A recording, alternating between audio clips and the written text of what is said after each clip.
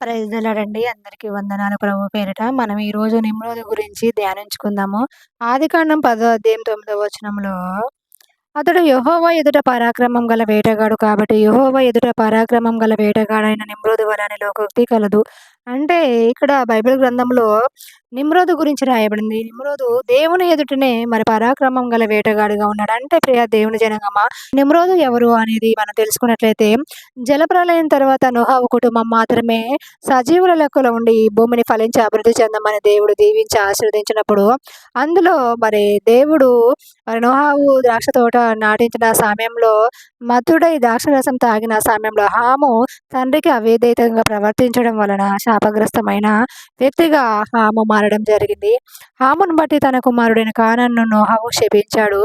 మరి ఆమె యొక్క కుమారుడైన మరి కూషు యొక్క కుమారుడైన నిమ్రోదే ఈ పరాక్రమం గల వేటగాడు దేవుని ఎదుటే పరాక్రమ వేటగాడుగా నిలిచాడంటే హాము వంశము దేవుని దృష్టిలో మరి నోహావు శపించడం వలన శాపగ్రస్తమైన వంశంగా మరి ముద్రించబడింది. కానానును దేవుడు శపించాడు.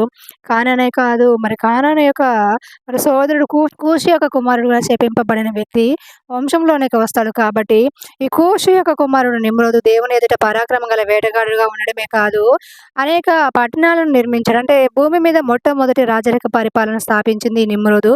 నిమ్రోదు బాబేలు, ఎరికే, అక్కదు, కల్ని అనే 4 పట్టణాలను నిర్మించి ఈ 4 పట్టణాలను పరిపాలన సాగిస్తున్న సమయంలో ఇంకా ముందుకు వెళ్తూ అంతేకాదు అంతేకాదు ఈ పట్టణాల నుంచి ఇంకా ముందుకు బయలుదేరి అషూరు ప్రాంతానికి బయలుదేరి వెళ్ళి నినివే, రాహోబోతు, కలహాను అనే పట్టణాలను నిర్మించి మరి కలహాకు మరి నినివేకి మధ్యలో రెసేనును కట్టించును. అంటే ఈ రెసేను అనేది చాలా మహాపట్టణం. కానీ మరి నినివే అనేది మనం చూసుకున్నట్లయితే యోనా గ్రంథంలో ఇది మనము ఈ నినివే పట్టణాన్ని చూస్తాము. యోనాను నినివేకి పొమ్మన్నప్పుడు తర్షీదుకి వెళ్ళి దేవుడికి వ్యతిరేకంగా జీవించినప్పుడు ఎందుకు ఆ పట్టణానికి నినివేకి పంపిస్తారంటే నినివే పట్టణస్థుల యొక్క పాపం బహుఘోరమైనది, ఆ పట్టణాన్ని నేను మరి నశింపజేయుచున్నానని దేవుడు మరి నేను యోనాకు చెప్పినప్పుడు నినివే పట్టణానికి యోనాను పంపించడం జరిగింది. ప్రియా దేవుని జనాంగం, అంటే ఈ శాపగ్రస్తమైన వంశం నుంచి వచ్చిన వ్యక్తులు ఈ నిమ్రోదు నినివే పట్టణాన్ని నిర్మించి అక్కడ అలాంటి వ్యక్తులు మరి అక్కడ ఉండడమే కాకుండా వారు పాపం బహుఘోరమైన దేవుడు చెప్పడం జరిగింది. అవును, ఈ శాపగ్రస్తమైన వంశం నుంచి వచ్చిన వారి నినివే పట్టణంలో నివసించడం అనేది ప్రధాన కారణంగా మనం చెప్పవచ్చు. ప్రియా దేవుని జనాంగమా, ఆమె యొక్క కుమారులు కూషు, మరి ఈ కానాను, మిస్రాయేము, పోదు అనే 4 కుమారులు ఉన్నారు. ఈ మిస్రాయేము మరి మిస్రాయిమీల నుంచి అనేక జనాంగాలను రావడం జరిగింది. అమేరీయులు, మరి కుష్లీయులు ముఖ్యమైన వారు. అనేక వంశీయులు, అనేక జాతుల వాళ్ళు వచ్చిన దాంట్లో నుంచి ఈ కుష్లీయులు ముఖ్యమైన వారు. అంతేకాదు వీరి నుంచే ఫిలిప్తీయులు రావడం జరిగింది. ఈ కుష్లీయుల నుంచే మరి ఫిలిప్తీయులు రావడం జరిగింది. మరి ఈ ఫిలిప్తీయులు ఎవరంటే మరి దావీదుని మన గొలియాతుని చూసుకున్నట్లయితే దావీదు అంటాడు మరి జీవంగల దేవుని ప్రజలకు మరి యుద్ధముకు రావడానికి ఫిలిప్తీయుడు ఎంతటి వాడు అని జీవంగల దేవుని పేరిట మరి గొలియాతు పైకి దావీదు వెళ్ళి యుద్ధంలో విజయం సాధిస్తాడు. గొలియాతు చాలా ఉన్నత దేహదారిణ్యం కలిగిన వ్యక్తి. మరి మనందరికీ తెలుసు ఈ గొలియాతు ఎవరంటే మరి ఈ ఆము వంశం నుంచి వచ్చిన వ్యక్తి అని మనం చెప్పవచ్చు. ప్రియా దేవుని జనాంగమా, మరి నిమ్రోదు కూడా చాలా ఉన్నత దేహదారిణ్యం కలిగిన వ్యక్తిగా ఉన్నాడు. మరి ఈ ఆము వంశం నుంచి వచ్చిన నిమ్రోదు చాలా ఉన్నత దేహదారిణ్యం కలిగిన వ్యక్తిగా ఉన్నాడు. మరి అదే విధంగా చూసుకున్నట్లయితే మరి ఆమె యొక్క కుమారుడు మిస్రాయిముల నుంచి వచ్చిన వంశంలో ఫిలిప్తీయులు మరి చూసుకున్నట్లయితే వారి నుంచి వచ్చిన ఈ గొలియాతు కూడా ఉన్నత దేహదారిణ్యం కలిగిన వ్యక్తిగా ఉన్నారు. మరి ఈ విధంగా మనం చూసుకున్నట్లయితే మరి ఆదికాండము జలప్రలయానికంటే ముందు నెఫీలీలు ఉన్నారు. ప్రియా దేవుని జనాంగమా, ఈ నెఫీలీలు ఎలా జన్మించారంటే మరి దేవుడు మరి హేబేలు కయ్యూను మరి ఈ యొక్క అర్పణల విషయంలో కయ్యూను శపింపబడిన అనుభవంలోకి వెళ్ళినప్పుడు ఆదికాండంలో మనం చూసుకున్నట్లయితే ప్రియా దేవుని జనాంగమా మరి హేబేలును చంపిన కయ్యూను శాపగ్రస్తుడు కాబట్టి మరి ఈ కయ్యూను వంశం నుంచి వచ్చిన మరి ఈ శాపగ్రస్తమైన వంశీయుల నుంచి వచ్చిన మరి వీరు నరుల కుమార్తెలు చాలా అందమైన వారని మరి షేతు వంశం నుంచి వచ్చిన దేవుని కుమారులు, దేవుని చేత ఏర్పరచబడి నడిపింపబడిన దేవుని కుమారులు వారు ఈ నరుల కుమార్తెలు వివాహం చేసుకోవడం వల్ల వచ్చిన ఒక జనాంగమే ఈ ఉన్నత దేహదారి దేహధారిణ్యం కలిగిన వ్యక్తులు వీరినే నెఫీలు అని అనడం జరిగింది. అంటే ఇక్కడ శాపగ్రస్తం నుంచి వచ్చిన వంశస్థులు ఈ నెఫీలీలు. ఇదే నెఫీలీలు మళ్ళీ మనం చూసుకున్నట్లయితే జలప్రలయం తర్వాత మళ్ళీ శాపగ్రస్త వంశీయుడైన ఆము వంశంలో నుంచి మరి ఈ కూచు నుంచి నిమ్రోదు రావడం జరిగింది. కాదు ఆమె యొక్క మరొక కుమారుడు మిస్రాయిం నుంచి మరి ఈ ఫిలిప్తీయులైన జనాంగం ద్వారా ఈ గొలియాతు రావడం జరిగింది. అంటే ప్రియా దేవుని జనాంగమా, ఎందుకు మరి ఇలాంటి వ్యక్తులు ఇలాంటి ఉన్నత దేహధారిణ్యం కలిగిన వ్యక్తులు మరి ఎందుకు ఇలాంటి శాపగ్రస్తం నుంచి వంశం నుంచి వచ్చారు అంటే వారు ఇలాంటి శాపగ్రస్త వంశం నుంచే వీరు రావడం జరిగింది. ప్రియా దేవుని జనాంగమా, ఎందుకంటే వీరు ఆలోచనలు క్రూరమైనవి, వీరు చేసే పనులు క్రూరమైనవి, వీరు దేవుడికి వ్యతిరేకంగా జీవించే వ్యక్తులు కాబట్టి ఇలాంటి శాపగ్రస్తంలో నుంచి ఇలాంటి ఉన్నత దేహధారిణ్యులు మరి నెఫీలీలు కానీ నిమ్రోదు కానీ మరి గొలియాతు కానీ జన్మించడం జరిగింది. మరి నిజంగా మరి మన యొక్క జీవన విధానం నుంచి మన యొక్క విధేయత నుంచే మనం ఎంత విధేయతగా దేవులో జీవిస్తామో మన యొక్క తరతరాలు మరి దేవుడు రాకడ వరకు అంతే విధేయత గల పిల్లలు అనేది మన వంశం నుంచి రావడం జరుగుతుంది. అలా కాకుండా మనం దేవుడికి వ్యతిరేకంగా శాపగ్రస్తమైన రంగంలోకి వెళ్ళి అలా జీవితం సాగించినప్పుడు మన వంశాలు కూడా అలాంటి శాపగ్రస్తమైన పిల్లలు అనేది మన వంశంలో నుంచి రావడం జరుగుతుంది. ప్రియా దేవుని జనాంగమ, కాబట్టి మనం ఎలా ఉన్నామో దేవుళ్ళు పరీక్షించుకుంటూ ముందుకు వెళ్ళడం ఎంతో ముఖ్యము. అంతేకాదు ఈ నిమ్రోదు చాలా బలమైన వేటగాడు. అంతేకాదు 4 పట్టణాలను మరి నిర్మించి ఇంకా మరి 4 పట్టణాలను మరి నినివే పట్టణాన్ని మరి కలహవును రెసేనును ఇలా మహాపట్టణాలను మరి నిర్మించి ఆయన ఇంకా తన రాజ్యాన్ని విస్తరించుకోవడమే కాకుండా తనకు వచ్చిన ఆలోచన ఏమిటంటే మనము ఒక చాలా ఉన్నతమైన కట్టడం కట్టి బాబేలు గోపురాన్ని కట్టి మనము మన పేరు సంపాదించుకుందాం రండి. జలప్రలయం మరోసారి వచ్చినప్పుడు మనం చనిపోకుండా నిమిత్తము మనని మనం కాపాడుకుందాం రమ్మని మరి నిమ్రోదు పిలుపునిచ్చి, అంతేకాదు ఈ దేవుడికి వ్యతిరేకంగా కార్యాలు మొదలు పెట్టడం జరిగింది. అంటే రాయికి బదులుగా ఇటుకను, అడుసుకు ప్రతిగా మటికీలను ఉపయోగించి చాలా ఉన్నతమైన కట్టడం కట్టి జలప్రలయం వచ్చినప్పుడు మనం అందులో మునిగిపోకుండా మనల్ని మనం రక్షించుకుందాం రమ్మని వీరికి పిలుపునిచ్చినప్పుడు ఆ ప్రజలు కూడా మరి అక్కడ శాపగ్రస్త వంశీయులు మరి ఉండడం వల్ల అక్కడ వారు కూడా అంగీకరించి ఆ కట్టడానికి పూనుకున్నారు. అంతకుముందు ఒకే భాష ఒకే పలుకు ఉందంటే ఎబ్రీ భాష ఉన్నట్టు మనం ధ్యానించినప్పుడు వివేచన ద్వారా తెలుసుకోవచ్చు. మరి ఒకే భాష ఒకే పలుకు ఉన్న ఆ ప్రజలు మరి ఆ భాషతో ముందుకు వెళ్తూ ఈ భాష అనేది ఒకరి అభిప్రాయాలు మరొకరికి తెలియపరచడం నిమిత్తం అనేది దేవుడు మరి మానవులకు ఈ భాషను సృజించడం జరిగింది.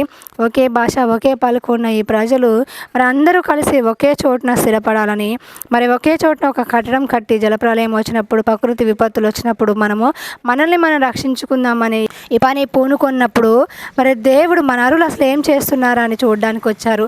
అంటే వారు కట్టే ఆ కట్టడాన్ని చూడడానికి వచ్చినప్పుడు దేవుడు సంతాపం నొంది ఈ మనుషులకి నేను మరి ఇంకెప్పుడు జలప్రలయం ద్వారా మనుషుల్ని నశింపచేయనని ఒక నిబంధన చేసి ఉన్నాను. జంతువులతోని మనుషులతోని నిబంధన చేసి ఒక నిబంధన గుర్తుని మేఘంలో ఉంచాను, అయినా కూడా ఈ మనుషులు నమ్మలేదే అని దేవుడు నొచ్చుకొని మరి వీరి చేయదలసిన పనిని ఆపడానికి ఎవరి వల్ల కాదు కాబట్టి వీరిని అడ్డగించడం ఎవరి వల్ల కాదని దేవుడు అనుకొని మరి వీరి యొక్క భాషలను తారుమారు చేయాలనుకుంటారు. ప్రియా దేవుని జనాంగమా, అంటే దేవుడు అక్కడ వారితో గద్దించలేదు, వారిని చంపివేయలేదు, మరి వారికి దర్శనాల ద్వారా మాట్లాడలేదు, కానీ వారి యొక్క భాషలను తారుమారు చేశారు. ఎందుకంటే దేవుడి చిత్తం ఏమైందంటే దేవుడు ఆదామును అవ్వను మరి ఫలించి అభివృద్ధి చెంది భూమిని నింపుడని ఆశీర్వదించారు. అలాగే జలప్రలయంతో నోహ కుటుంబాన్ని కూడా భూమి అంతా మీరు ఫలించి అభివృద్ధి చెందాలి, విస్తరించాలని ఆశీర్వదించారు. కానీ ప్రియా దేవుని జనాంగమా, నిమ్రోదు యొక్క ఆలోచన దేవుడికి వ్యతిరేకంగా ఉండి ఒకే చోటున నివసించి మనం ఒకే చోటున జీవించి మరి ఎలాంటి అపాయం